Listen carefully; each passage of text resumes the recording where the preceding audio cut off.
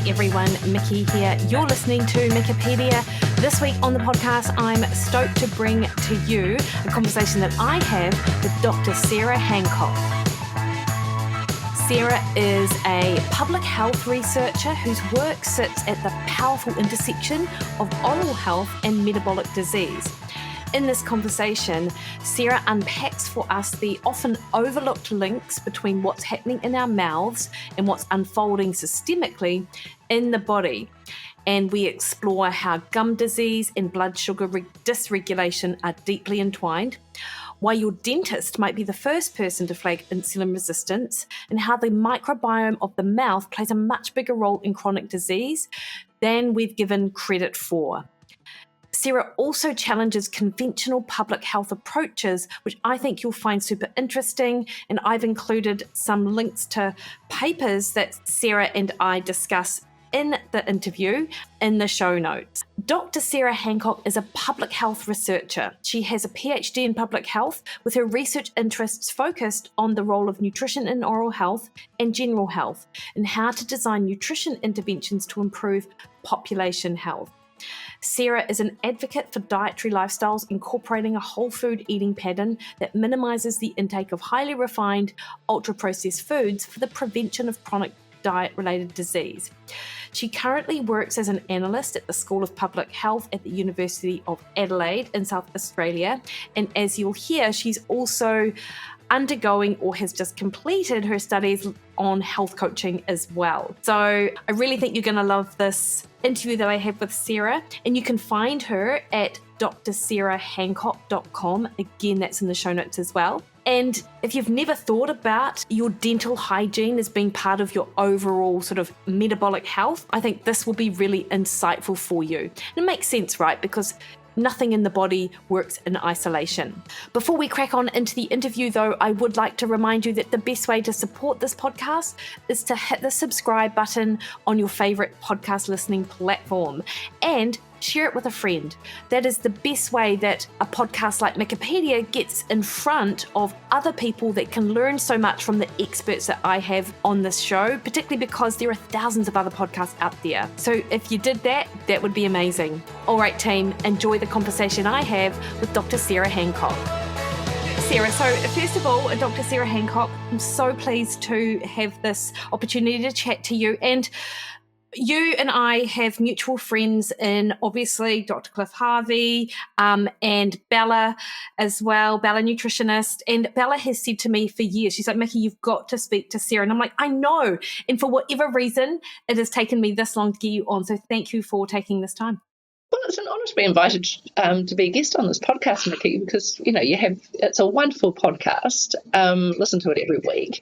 And it's just fantastic. You have some really interesting guests. And I have to say, I learn something every week from the people that you have on. And it's just yours is a really nice voice in this space of physical exercise, nutrition, how we improve our health and how we maintain our health through the lifespan. So, yeah, it's a great podcast, and it's really nice to be invited to be a guest on it. Oh, lovely, Sarah. Thank you so much. And I think one of the reasons why you might enjoy it is because we're quite aligned in our approach of what constitutes health and the many different paths with which to get there. But of course, you've got a special interest in dental health.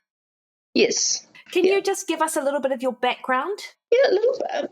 Well, essentially, became really aware probably earlier than many people that food and diet has quite an impact on your health, because I have a younger sister who was diagnosed with type 1 diabetes when she was 8 and I was about 10.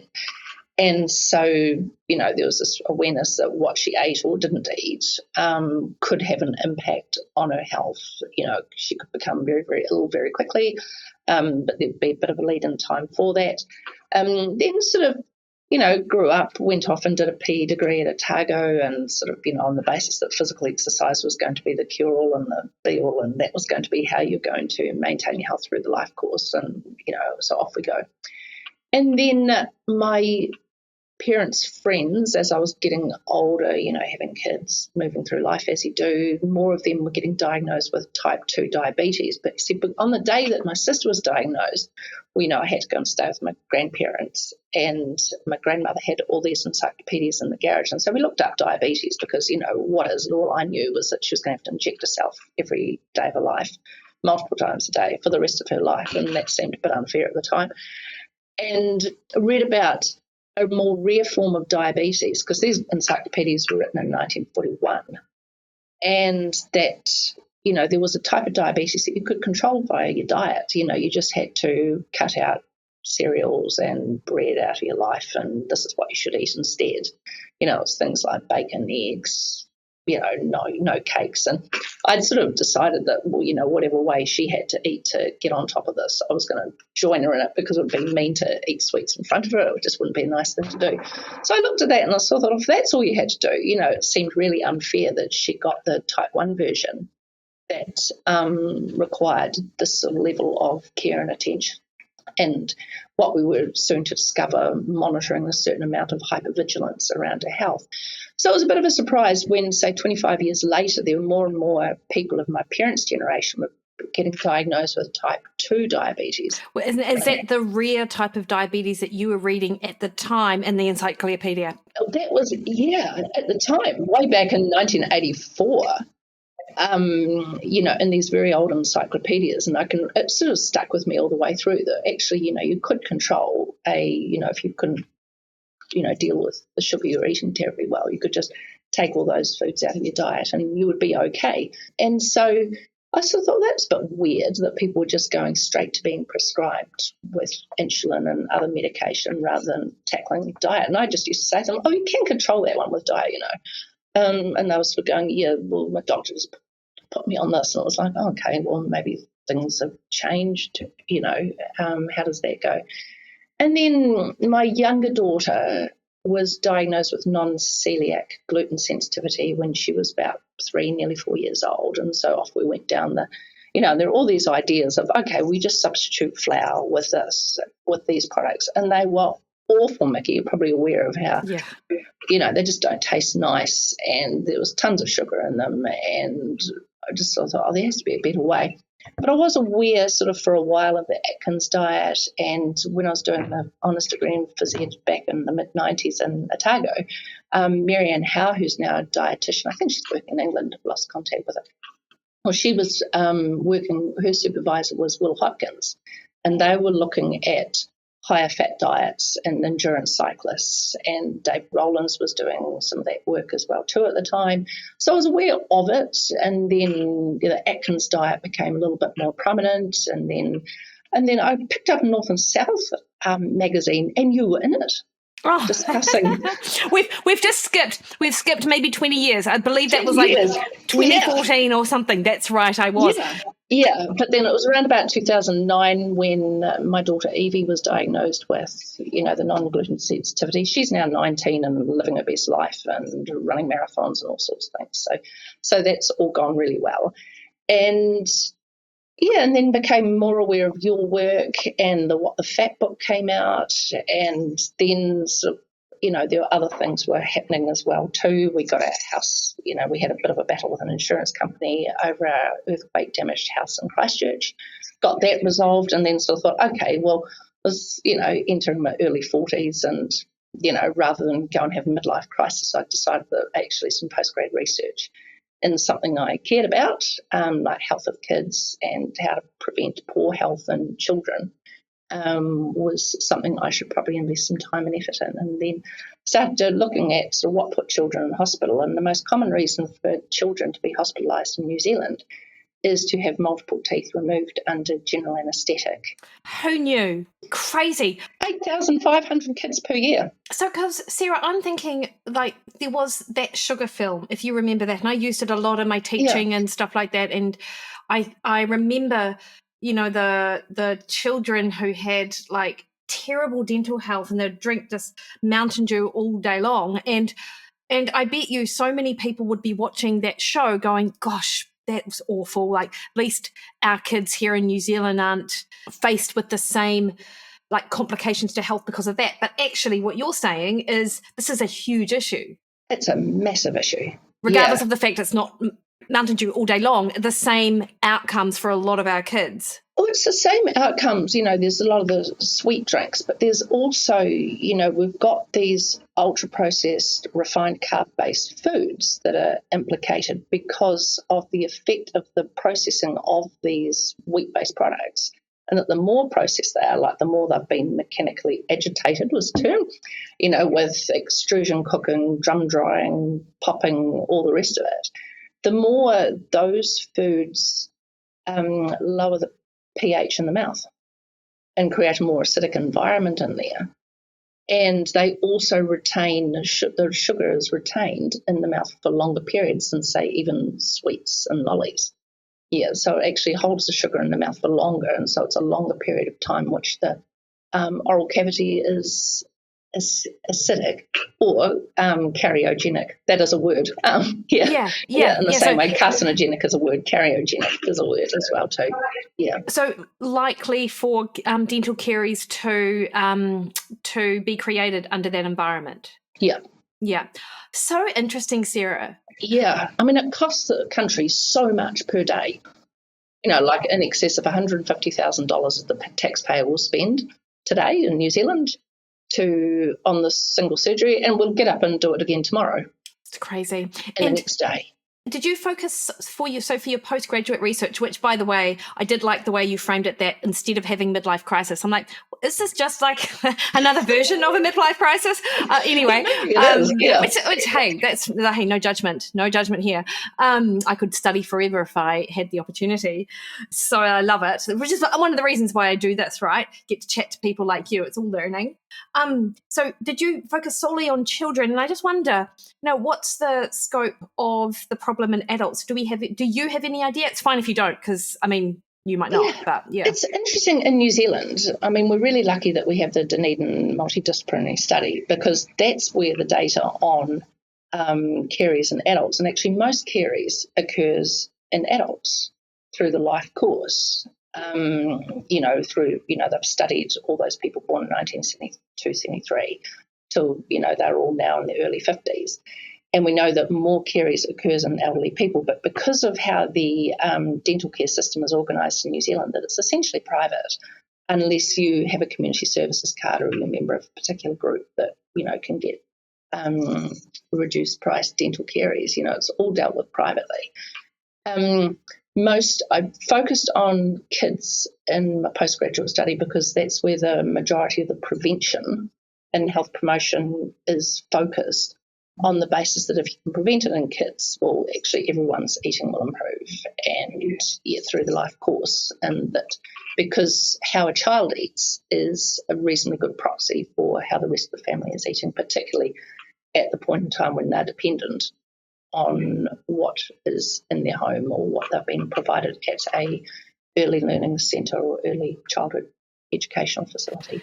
And so, Sarah, just to clarify, with the issue with the dental caries, it isn't necessarily the sweet, sugary foods. People will be listening to this thinking, but my kid doesn't eat sweets or even dried fruit. But it's actually, is it the processed carbohydrate? It's the processed carbohydrate. Yeah, sorry. It's the processed carbs that are implicated as well too. And part of the PhD was a systematic review looking at sugar and starch combinations. And while we found that, the total amount of starch wasn't the issue, because of course we consume starch-containing foods at dinner time, like carrot, those starches and vegetables, but we're looking specifically at those refined starches. But it's the between meal consumption of those foods which is associated with greater caries burdens. Yeah, so it's a between meal snacking. Muesli bars, crackers, muffins, cakes, savoury foods as well.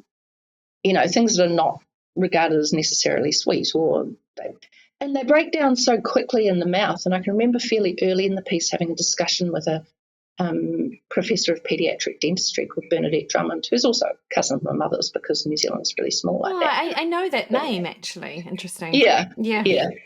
And she she said that what actually happens with very small children is there's some pain early in the piece in the mouth. And so, of course, eating is difficult. They don't have the language skills to tell anyone that eating is hard and painful, and so they go off food, and so they're not eating the foods that you'd want them to eat at dinner time. And then people get worried that they're not, or parents get worried that they're not eating enough, so they'll feed them snacks between meals, and so they get into this grazing habit.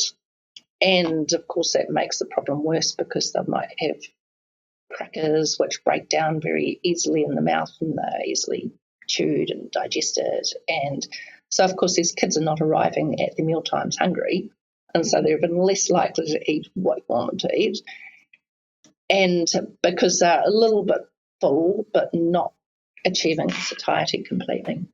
It's interesting, isn't it? Like, I think I did my master's looking at childhood obesity, and one of the things which I learnt was that children are very good at regulating their appetite up until a young age, like maybe 5. And I'm like, well, that makes sense to me now. And I think about, how sometimes the best thing to do in young children is to let them just have food available. So, and they will sort of look after their own energy requirements. But of course, if that food available outside of meal times are foods which may drive this sort of cardiogenic environment, then regardless of whether or not they're meeting their energy requirements, this is just not great for dental health. Well, it's not great for their overall bone health as well, too, because the higher your intake of those foods, the less you're consuming of what you really need to be eating, like your meat and some of your dairy product. And also, and it's interesting that you brought up obesity there, because what we know is the very young kids with caries are often underweight because they're a bit malnourished, they're a bit skinny.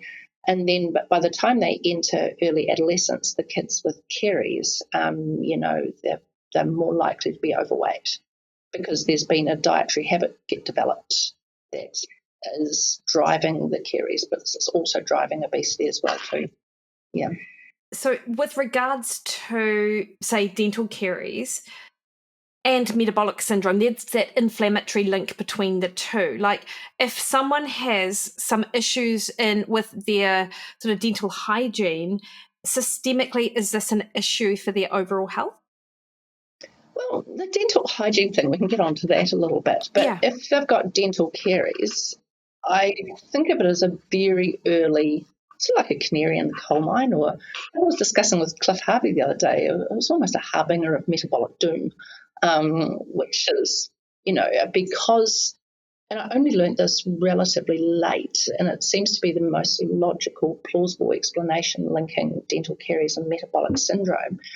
But the tooth your teeth are internally nourished from inside out through the pulp by a dentinal fluid, and the control of the flow of that fluid into the tooth is mediated by the parotid hormone, which is secreted by the parotid gland, which is your largest salivary gland as well too.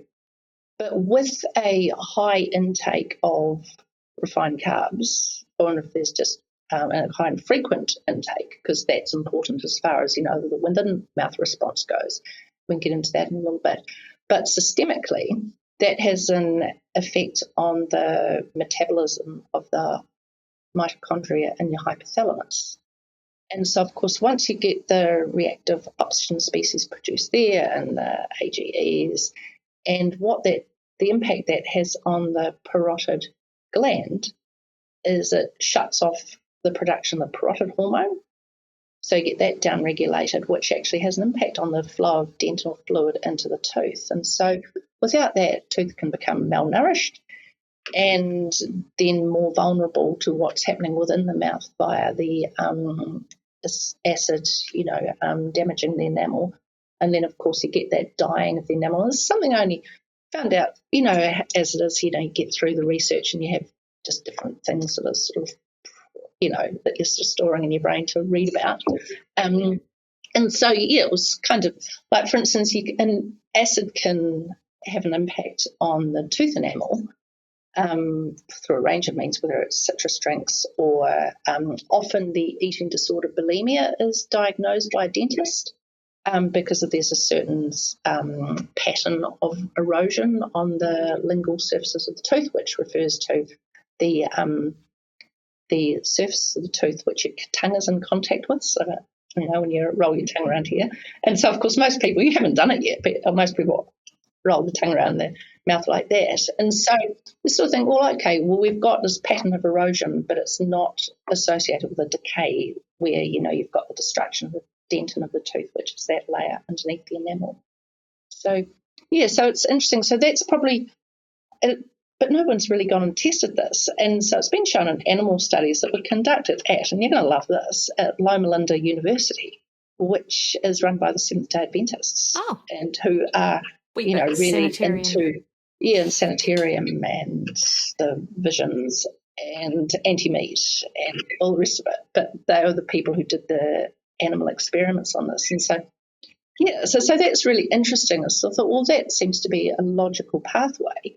And so if we look at that and that hormonal and metabolic responses to the high carb or a diet high in refined sugars, and particularly with a very high and frequent consumption of those sugars, that kind of links dental caries and metabolic syndrome. Whereas, a lot of people would say, okay, the first signs of your metabolic syndrome are your, the hyperinsulinemia, and also non-alcoholic fatty liver disease, which we're seeing increasingly often in teenagers. But that's a pretty silent scream of the liver, whereas toothache is painful, and it's presenting in really young children and at a really young age as well too. Yeah. I often people talk about inflammation of the gums, gingivitis, and that inflammation in the gums is linked to systemic inflammation. Is that your understanding, Sarah, if I got that right? Yeah, and there's some fairly plausible evidence of that. Gingivitis is kind of like a relatively mild inflammation of, the gums, but it's also an indicator of what might be going on under the surface of the gum. Because we know with, say, for instance, complications of type 2 diabetes is that distal atherosclerosis, which is why there's the poor wound healing, the poor kidney function, the poor eye function. But there's an impact on the cementum of, which is the bony structure of the gum by which your teeth are held in place with a series of ligaments. And so, of course, with the, damage to blood vessels in the cementum, well, it actually means that the gums start receding away because of the death of that bone, or, in the same way that, you get problems with your toes, for instance, in type 2 diabetes. And then your gum starts receding, and that's where that expression long in the tooth comes from as well too. And that's a major cause of tooth loss. And so you can imagine for the people who have diabetes or type 2 diabetes and cardiovascular disease, because, those pathogens can enter through, what's become, a fairly damaged surface into the bloodstream, And so that's all pretty much linked. And so we should probably be thinking of periodontal disease as one of those co-presenting conditions, along with the poor kidney function, the cardiovascular issues, the distal atherosclerosis sits in alongside the poor wound healing, poor eyesight as well. So in people with the type 2 diabetes, they present with these conditions rather than someone has a toothache, someone has inflammation in the gums. They haven't yet been diagnosed with anything, but they shouldn't be thinking necessarily, okay, maybe I've got an issue with insulin resistance or metabolic syndrome. They probably should be thinking that there's probably, it's a really good justification to get things checked out a bit more systemically rather than just treating it as a within-mouth thing. But, the biggest problem is the sort of fact that medicine operates in the silo and dentistry is over here and behavioural science is over here and nutrition is over here, and they don't speak to each other. I was interviewing for the PhD, some general practitioners, and they never see anyone with an oral health issue. And as far as dental caries go, one GP said that they'd only see somebody with that sort of problem if they were getting if they needed antibiotics prescribed prior to surgery to remove their rotten teeth. So, Sarah, do we know? So I'm thinking that if the environment in the mouth is acidic, then the oral microbiome will be compromised. And do we know much about the relationship between, say, the oral sort of microbiome and blood sugar regulation, for example? Yeah, what we've got, it's a multi-way process, really. I mean, with the oral biome, a lot of the study is looking at the diversity of that biome. And we found through anthropological research that, when they've looked at the teeth from Neolithic era skeletons, they've found that there's evidence of a reduced diversity of that biome and with a higher proportion of, or an overgrowth of, what they call karyogenic bacteria. And it used to be thought that there was just Streptococcus mutans was associated with it, but there's a range of bacteria that actually, if we are compromising the environment, so we've got, a highly acidic environment, these bacteria proliferate, they produce more acid. But we also know it also could be indicative of a vitamin deficiency because, when you look at what we call the tartar buildup or solidified plaque, that's essentially calcified bacteria in the mouth. And so there's a potential that there may be some dysregulation of calcium metabolism in the mouth because, our saliva has calcium, phosphate, and a little bit of fluoride in it. And so that's being passed backwards and forwards between the saliva and the teeth by your microbes. And so what happens when it's, we've got an acidic environment? I mean, a teeth in our oral environment is built to withstand quite a lot. And it has to, because we want to have our teeth around for our whole lives. We shouldn't be losing our teeth during our lifetime, apart from the deciduous ones that come out to make room for the others that need to get us through to age 100. So it's interesting when we've got a greater preponderance of those sorts of bacteria in the mouth, then you've got a dysregulated oral environment. And the fact that that's calcifying might mean that there are some issues with, say, vitamin K2 deficiency, but that's not really been tested because we know that vitamin K2 is responsible for enabling osteocalcin so that your calcium can get deposited where you want it in your hard tissues and getting it and activating MGLA protein so that your calcium doesn't go where you don't want it to go. But we really don't want it working in the mouth to calcify bacteria, but it is possibly a useful sign that things are not going well in the mouth and also metabolically. Yeah. You mentioned earlier about, because I flippantly used dental hygiene, and you were like, well, that's sort of a separate, no, you didn't say it was a separate issue, but you sort of didn't park it, but you thought, yes, this is something to discuss.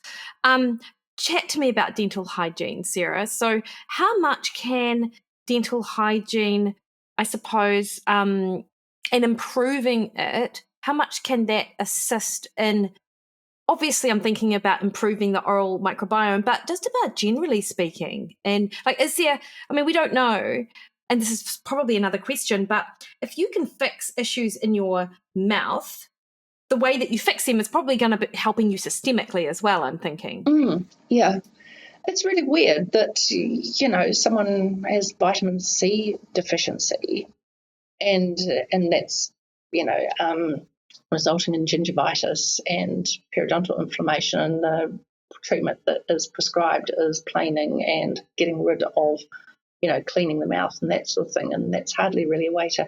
But the oral hygiene story is really, really interesting. The history behind that is quite fascinating and it sort of ties in with what was happening around about 100 years ago with the emergence of the germ theory, which Dr. Matthew Phillips has written about in his article.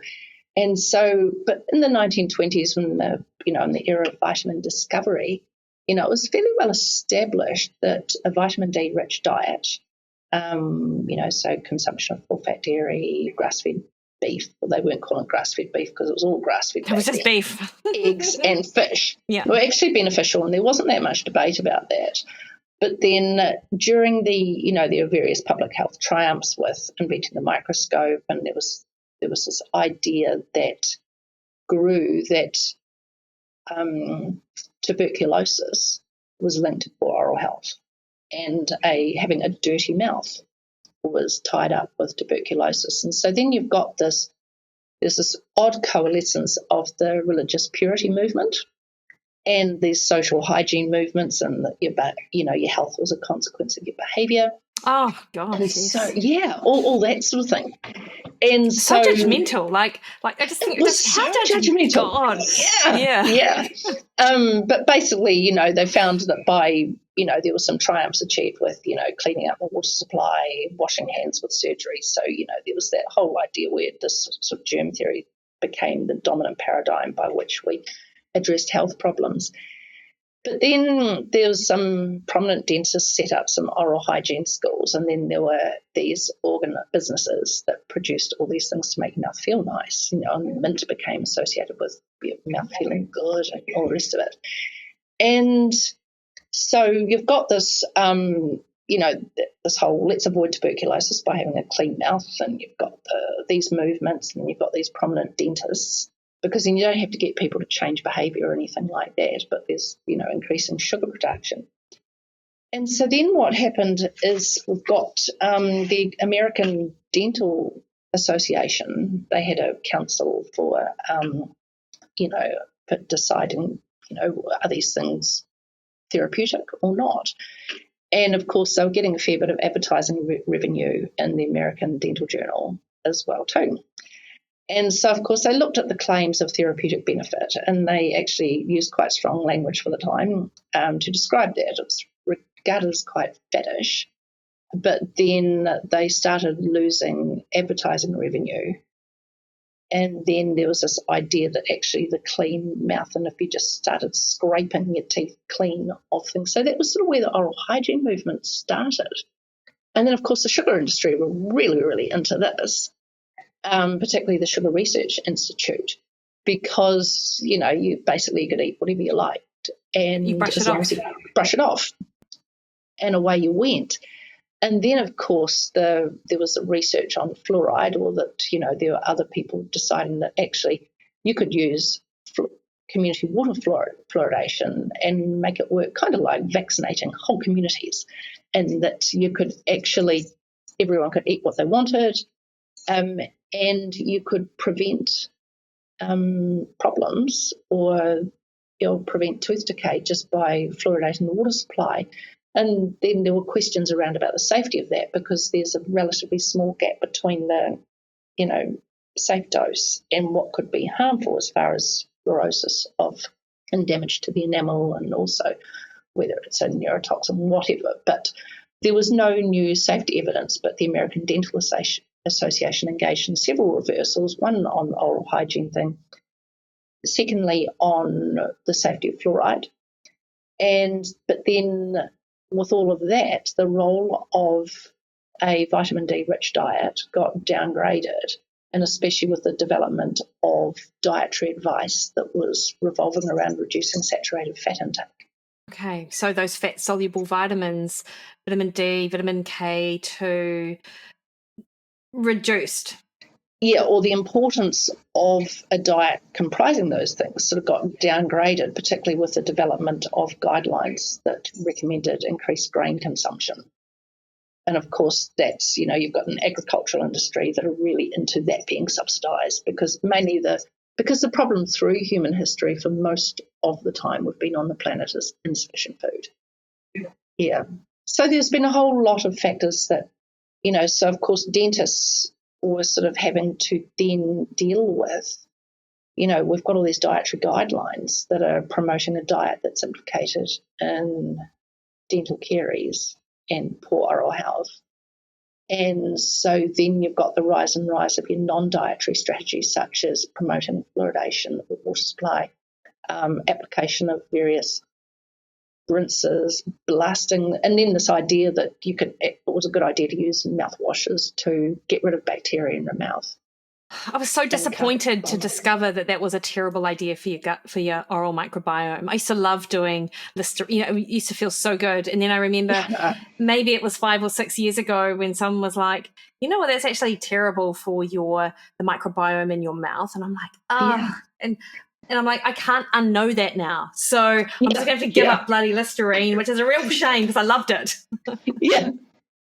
Yeah, we had a half, as soon as I found that out, we just had this half bottle, and I used to take it along to talks because it was, an antimicrobial, but here's what we're told to do. And you sort of see that when there are discussions in the news around dental decay, that actually then the conversation turns into, well, we just have to increase the number of dental visits that people do, as if that in and of itself is going to fix the problem. And the discussion on water fluoridation, which you sort of think, well, actually, we probably, I think that might have reached peak usefulness. There's a lot of people who think that. It's funny because issues like fluoridation fluoride in the water, in toothpaste, and I don't know enough to make great informed opinions on it, albeit I follow the likes of Chris Masterjohn. I'm not sure if you do. And so very smart people have some issues with, and I'm interested to know what you think, Sarah, on fluoride. Or is it actually one of those contentious issues you can't really have a public opinion on? Because there are a lot of things that you can't.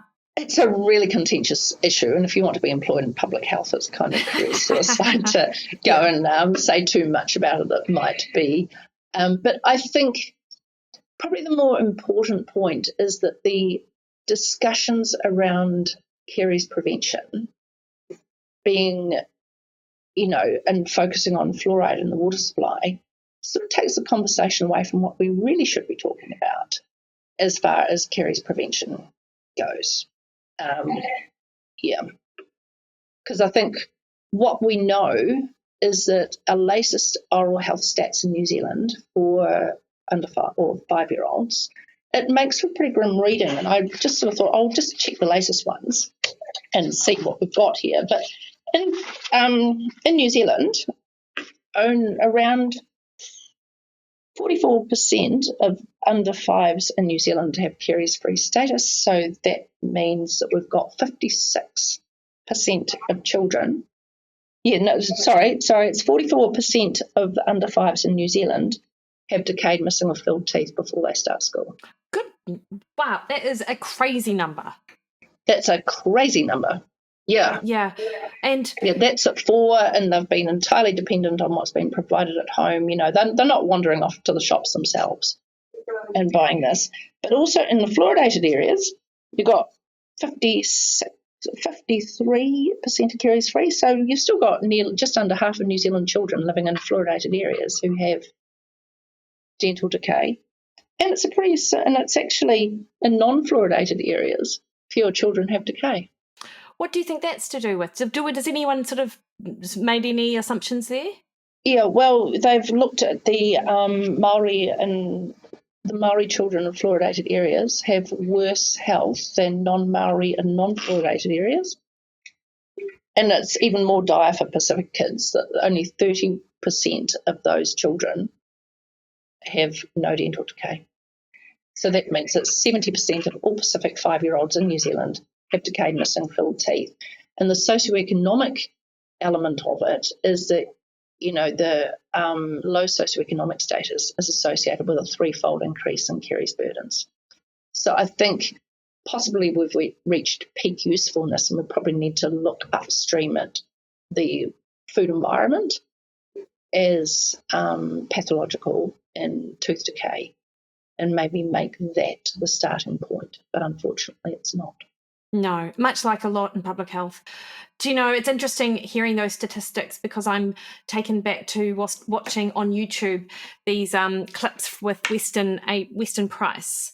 Yeah, and look, it was of its time. If anyone goes and has a look at the YouTubes, they'll be like, oh my goodness, like it's so racist, etc. And it was in the 1930s. So let's just acknowledge that. But it was striking to me that within a generation, children had like their dental, the way that he was able to sort of determine health was looking, or one of his markers here talked a lot more than just dental caries, but there was like, maybe 1% of people had dental caries sort of before the 1930s, or before populations were colonized. And then within a generation, everything changed with regards to dental caries, with regards to the structure even of the jaw, their bones, fertility, with the influx of, and not sugar, and I think not just sugar, and I think this is something which you said before, which I think is really important for people to understand. You're not saying that it's parents are feeding their kids sugar and this is what's happening. It's that the modern food supply of things that we think are quote unquote healthy are actually undernourishing our kids and not providing them what they need, plus ruining their teeth. Yeah, and not only that, they're recommended snacks. Yes, New Zealand dietary guidelines. When you look at it, you're just going, oh my goodness, this is terrible. The other tragedy about that, given that you've referenced the Weston A. Price work, is that he found that the best oral health in New Zealanders was around the East Cape area and in isolated New Zealand. But actually the stats have the worst oral health of New Zealand's children are in counties Manukau, Lakes, Northland, Tairāwhiti, which is Gisborne, East Cape, and in the Bay of Plenty. And, so we're coming up 100 years since he was in New Zealand doing that research. And in a century, they've got the worst oral health in the country. Yeah, and where they were I remember him talking about them as warriors and being real amazing physical specimens prior to. And one other interesting thing, which I know you'll know, Sarah, and maybe some of the listeners are aware as well, but he also found that when there were populations or families, for whatever reason, reversed back to a traditional way of doing things, health problems resolved in that next generation too. So he was able to follow a few generations. And if you look at the nutrients in the traditional Māori food, like you should, and I'm sure that you've seen this, Sarah, and for anyone else interested, I'll put a link actually to what I'm discussing so they can see, like there is this huge list of all of these minerals and these vitamins which you're talking about that are now missing from our food supply that undoubtedly help support our dental health and just our physical structures, bones, etc. And our metabolic health as well too. And our metabolic health, yeah. And I think, what's a good diet for metabolic health is, guess what, a really good diet for our oral health as well. Yeah, crazy that. Crazy, I know.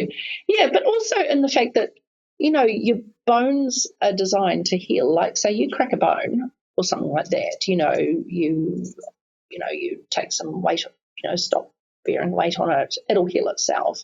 And our teeth have the ability to do that as well too. And so even if you say, because caries is a process, it starts off as a little white spot lesion on a tooth, and then it will get a little bit more discoloured as the enamel gets worn away. But you can actually reverse that, and they found that in the 1920s and 1930s when May Mellenby did those studies. And her and her husband, discovered that vitamin D prevented rickets in dogs, so that was that era of vitamin research. But they found out when they got these kids who had caries already, the spot lesions, and they put them on an eating lifestyle that consisted of, got rid of the oatmeal porridge at breakfast time and the sweets and gave them things like cod liver oil, fish, beef, eggs, bacon, that actually those lesions healed up by themselves. That's interesting, isn't it? Which is really interesting. Whereas, if it gets so bad, and then you get this crater or this cavitated tooth or the big hole, which requires filling. It's kind of like needing a screw put in your leg or something like that. If you break it that badly, someone needs to go and actually fix it. But, you can reverse that caries process in the same way that a cracked bone will heal if you nourish it well enough, and will possibly heal quicker.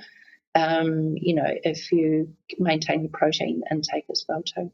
Well, it's interesting. I remember listening to Dr. Rhonda Patrick some years ago before she had her son, and she went in to have like a dental checkup when she was pregnant, and they saw the beginnings of caries in her mouth, and so she chewed xylitol gum for the remainder of her pregnancy because she couldn't undergo the surgery required to help fix it. And then when she went to get it sorted out post-pregnancy, there were no dental caries there anymore. Yeah, and that's where that can be quite useful as far as stimulating salivary flow as well too. Because what we know is that actually the people who have issues with salivary flow, if they've been on antibiotics or they've got dry mouth, and that's where the mouth sleeping can be an issue as well too, is that the salivary flow is quite important as far as the environment and health goes. And that's where, so if we think of what goes on in the mouth when you eat, say, refined carbs, and so there's this salivary amylase, which, is where your carbs are getting metabolized. And so you've got these bacteria that metabolize carbohydrates, and acids are produced as a result. But your saliva is like this natural cleaning mechanism for your teeth. And it's, enriched with phosphates, calcium, minerals. And so it acts as a buffer. So your health of your saliva is really important, for cleaning, just getting rid of food waste. But also, it's calcium, phosphate, and a little bit of fluoride. And so that remineralizes your teeth. So you've got this, you've got this demineralization here, and you've got the remineralization here. But dietary behaviour is absolutely crucial as to how well that process can work.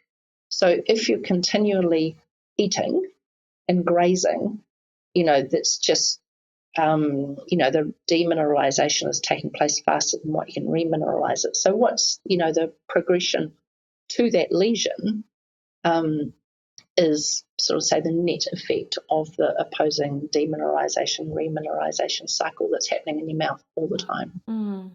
So interesting. And do you, like, I've heard, if I'm thinking about the chewing thing, so Sarah, I used to be addicted to chewing gum, like so bad that I had to go cold turkey, and in fact decided to go cold turkey very easily once the penny had dropped for me that I was addicted to it.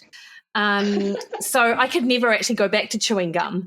But I have thought over the years, God, what a pain, because that xylitol gum could probably be quite useful do we think that chewing gum is actually, from a dental hygiene or from an oral microbiome perspective, it would be a good thing for a lot of people, or not? For a short time. I mean, you wouldn't need to do it a lot, but it may be quite useful for stimulating saliva flow into your mouth, and also, the act of chewing in and of itself is good for your jaw development, and that's that's an issue for kids who are mouth breathing. There's issues with jaw development from there. But there's, if they're eating soft foods all the time, there's just the mastication isn't taking place by which you build a strong jaw. And, that does have an effect on your facial development as well too. Yeah. Okay. Yeah. I mean, I, for what it's worth, am not going to be chewing gum anytime. Like, I have nightmares about accidentally saying yes to a piece of gum, then waking up in a cold sweat going, oh my God, I'm back there. But so yeah. I certainly, I won't be doing it.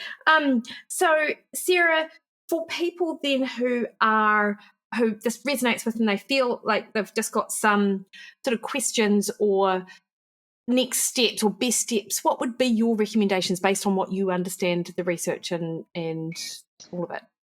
As far as the best thing to do for your mouth health, dietary-wise, is to reduce or eliminate between meal snacking on ultra-processed carb-based foods. Yeah, that'd be the first thing. And then you can make that sort of process so much more easily by joining Monday's Matter and other things where love it. Did not even ask you to do that. Thank you, Sarah. But I think we're to focus on having protein-rich meals is really important to drive satiety, so that you shouldn't feel the need to do that in the first place.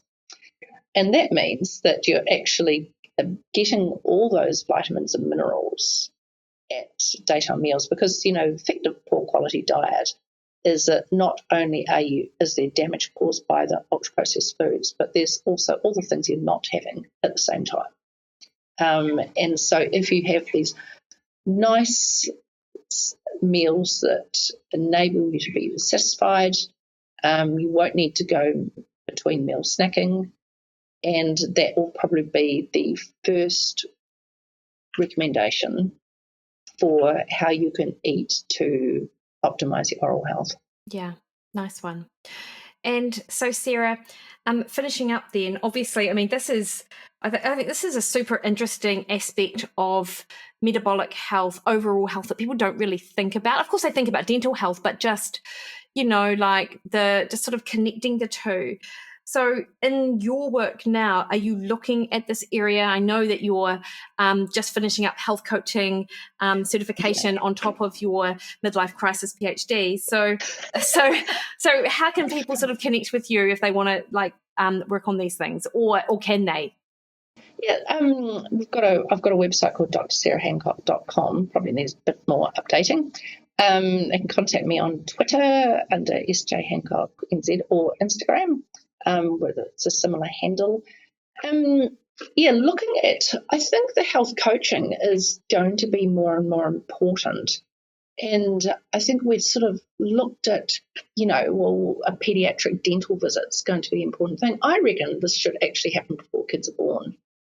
Because we know that vitamin D deficiency in pregnant women has an impact on their kids' oral health, has an impact on the formation of the tooth, but also how a child eats might be a proxy to how the parents are eating. And they're engaging with the health system anyway, not for probably one of the best reasons of all, that you're about to have a child and you still think, well, so many people go and do things like get their financial stuff sorted, like buy life insurance policies or whatever you do as far as life planning around this sort of big change in a family's life. And you sort of think, well, okay, should we then be looking at your health? Do you know what to feed a child? What are your ideas about good health? How are you going to maintain yours and your family's health, particularly as it, becoming parents of a baby also might involve dropping down to one income for a while. And we've got a cost of living crisis both here and in New Zealand. That food is where people will pull the belt in a little bit more on that.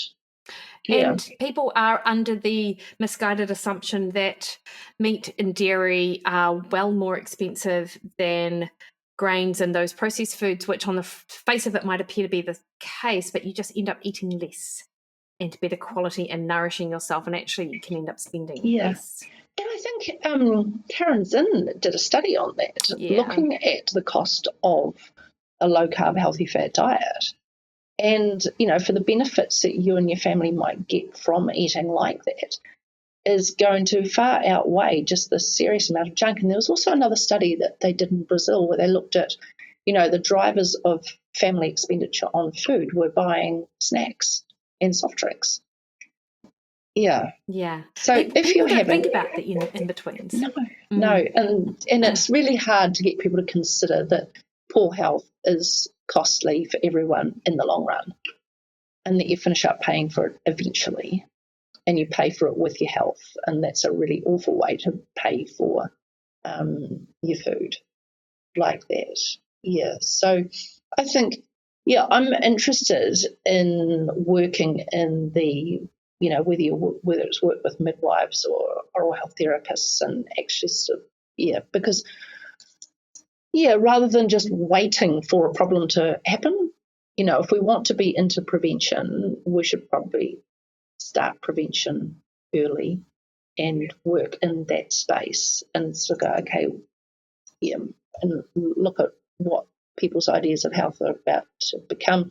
Because when I was interviewing parents as far as their ideas about healthy eating, for my PhD, a number of them said, I was doing great. And then I had kids and things just got really busy. And, I had to take some time off work. And even when we went back to work, it's also gone downhill. And they talked about, still wanting to lose their pregnancy weight, but their youngest child was like 10, that sort of thing. And so I think, that's a challenge for a lot of people. There's a whole life change, but, the whole healthy eating does tend to go out the window. And, there's been, I've lost friends in their 40s to, metabolically related issues. That's really sad. Their parents have outlived them. That's a tragedy in anyone's book.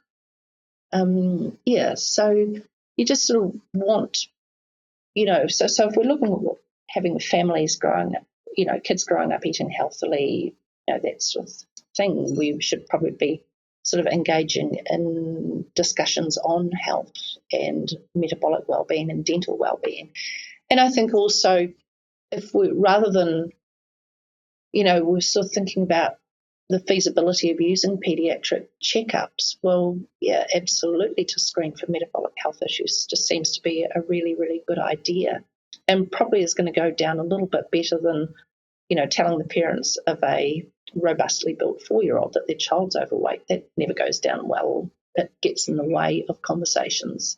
Is it part of, I often have this conversation about where not the duty of care lies, because obviously parents, that's huge. But I think about like the curriculum of the dentists coming through and the dental hygienists. Like, did they get a good, robust education in nutrition, or is it pretty similar maybe to what the medical curriculum is like, which is next to none? It is next to none. There's very little nutrition education at all. There's very little on nutrition at dental conferences in New Zealand. All the stands are all these scary things to toothpastes and big tools to drill into your mouth and do all this and that and the next thing, and they all just look too terrifying. So I kind of gave them a bit of a swerve, really. But also, I went to a community dental forum, and they provided jelly beans and Moro bars in the conference pack. Goodness. Yeah, I know. That's kind of like disco balls or a packet of cigarettes at a lung cancer symposium, Muffins at a nutrition conference. I've seen that, many of them in my day. They've got fruit in them as well too. Yeah. Balance. Yeah. Sarah, thank you so much. I feel like it's like you sort of opened up this conversation by saying you almost learn something every time that you listen to Wikipedia, and I don't doubt that people listening to you on Wikipedia will certainly have their eyes and their sort of minds much more open to the impact of what our diet does to our teeth from an aspect that they wouldn't have thought of before. Because obviously people think sugar, dental caries, or lemon juice, etc. But fundamentally, this is actually a whole diet issue, not just one particular food. Yeah, I think we need to start thinking of oral health and general health as one and the same thing, and that just because you've got a tooth filled doesn't mean the problem's gone away. Yeah. But there's that tendency to go, and especially with how dental care is organised in New Zealand, people are often not getting their teeth checked until something is wrong, and the whole treatment is all on remediation. There's no nutrition advice given at all. Yeah, interesting. Yeah. Food for thought, Sarah. Dr. Sarah Hancock, thank you so much for your time this afternoon. You have mentioned where people can find you, so I will pop that in the show notes along with those YouTube clips to the Western Price, because I think people are semi-interested in that. I certainly found it super interesting, and I look forward to seeing where you take your knowledge plus your health coaching in the future. Yeah. Oh, thank you. And it's been lovely being on the show, and it's been a fun chat. So thank you very much for inviting me on. Thanks, Sarah.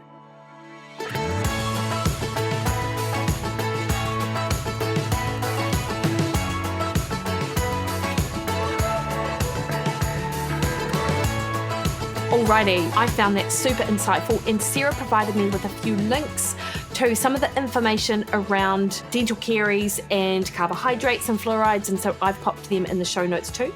And as I said, you can connect with Sarah over on her website at drsarahhancock.com. So next week on the podcast team, I talk to Michelle Hearn, and I'm super stoked to bring to you that conversation.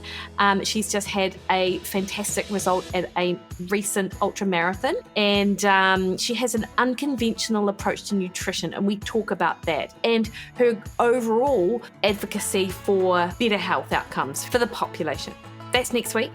I would like to remind you as well that the registrations for Monday's Matter Accelerated are now open if you're listening to this when this episode drops on Wednesday New Zealand time, and it will be open through till Sunday New Zealand time because we kick off next week, Monday 23rd of July. So If the idea of a full meal plan is overwhelming for you, but you really want to start somewhere, and you like the idea of getting the nutrition coaching alongside the fat loss method we use in Mondays Matter, which is what Mondays Matter Accelerated is all about, then absolutely sign up. Really stoked to be able to coach a bunch of you through this as we go through the next 21 days. So that kicks off Monday, 23rd of June. There's a link in the show notes to that as well.